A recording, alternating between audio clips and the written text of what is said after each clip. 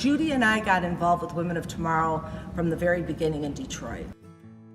The fact that spending an hour a month of your time with young girls who show potential but have been dealt a lousy hand in life, that you could have such a positive and huge impact on their life was just, to me, it was a no-brainer. I had to get involved. The reality is it doesn't even matter what you do when you get here, it's showing up. We know that being here is everything, and you don't realize the good you can do by just showing up.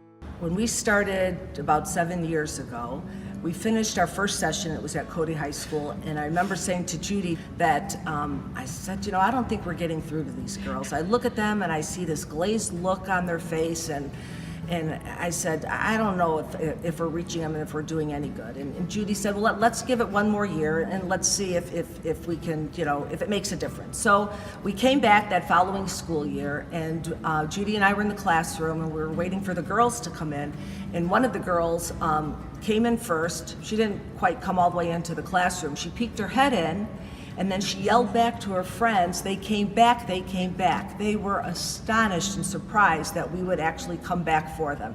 So I turned to Judy and we said, okay, that's a no-brainer. We're sticking to it. Women of Tomorrow is a pipeline. We go from maybe a 65% graduation rate to an over 95% graduation rate for these girls. They need to, at a minimum, graduate to high school. When you tell somebody that you are smart, that you have a lot to offer, that you can, and that you're good, you know what? They start believing it, and when they start believing it, they produce. The hope for Women of Tomorrow, especially in this area, is to bring on more schools, to be able to touch more girls, and I think to also create a next generation of mentors.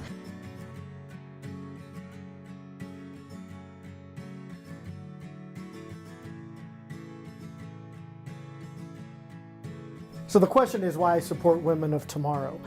That's an easy question for me. iHeartMedia is a public service provider, and we are here to serve our listeners, our city as a whole, and all of the local communities across the Detroit area. When Jill reached out to me and invited iHeart to get involved with one of their events, and I learned about the program and what it was all about, there was no turning back. These young women are leaders of tomorrow, getting knowledge, insights, and guidance from today's leaders across multiple career paths and occupations from companies like Ford Motor Company, Beaumont Hospital, Bank of America, and many more.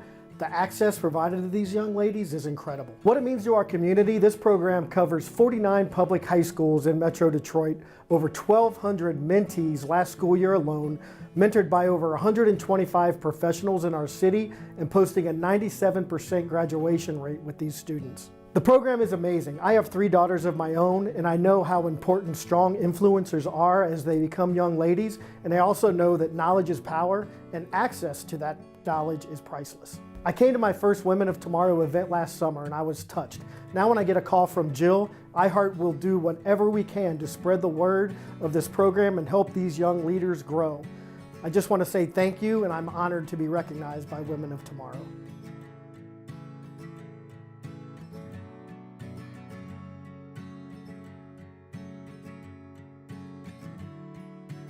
PNC got involved with Women of Tomorrow because we have a focus on women in general in business, and then of combining it with the work that women are doing in the community by being mentors and leaders.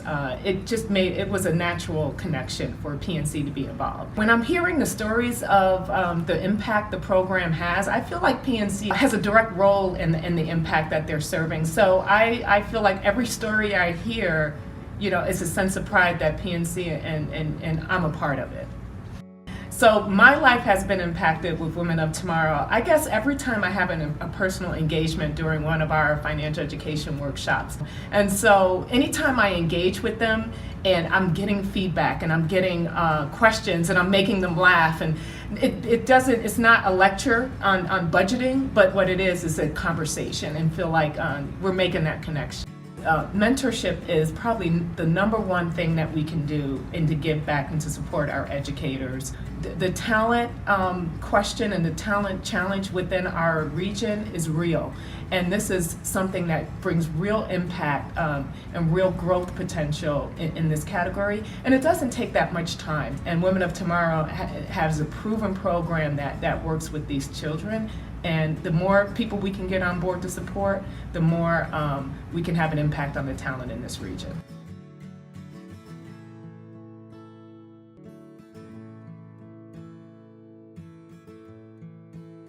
Women of Tomorrow, I first heard about it, believe it or not, through a man. He was the vice president and general manager of a station that we owned in Miami, Florida, a guy by the name of Dave Boylan. And he told me about this incredible project that was taking place in Miami. From the very beginning, we raised our hand along with other organizations and said, we want to be a part of this.